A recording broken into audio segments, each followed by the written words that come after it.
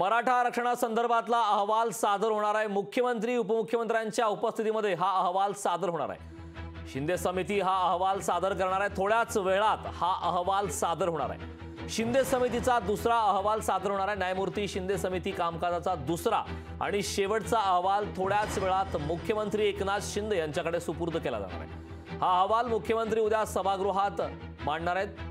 यामध्ये आतापर्यंत किती कुणबी नोंदी मिळाल्या आहेत, तसेच मराठा आरक्षणासाठी कोणते पुरावे आहेत याची सर्व माहिती या अहवालामध्ये दिली जाणार आहे। थोड्याच वेळात हा अहवाल मुख्यमंत्र्यांकडे सुपूर्द केला जाणार आहे।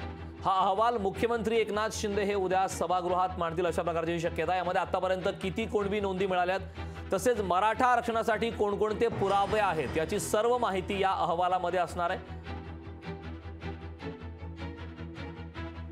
शिंदे समितीचा अहवाल सादर केला जाणार आहे। थोड्याच वेळात हा अहवाल सादर होणार आहे। शिंदे समितीचा दुसरा अहवाल हा सादर होणार आहे। न्यायमूर्ती शिंदे समिती कामकाजाचा दुसरा आणि शेवटचा अहवाल थोड्याच वेळात मुख्यमंत्र्यांकडे सुपूर्द केला जाणार आहे। याबाबतचे ताजी अपडेट देण्यासाठी आपले प्रतिनिधी चेतन ननावरे आपल्यासोबत जोडलेले आहेत।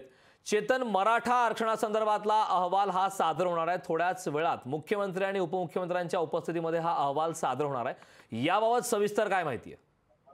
निश्चितच, कारण याच शिंदे समितीला एकंदरीत सरकारने काम दिलेलं होतं आणि मराठा कुणबी नोंदणी शोधण्याची प्रक्रिया पूर्ण करण्यासाठी सांगण्यात आलेलं होतं।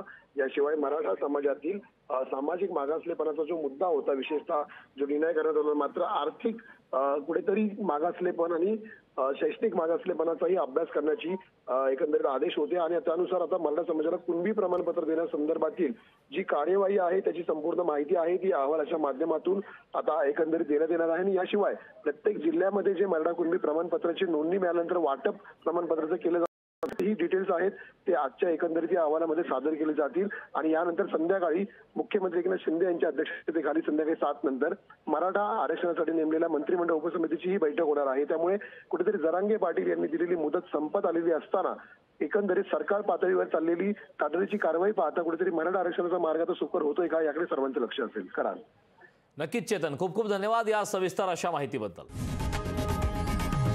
लोकशाही मराठी ऐका, पहा, जागरूक रहा।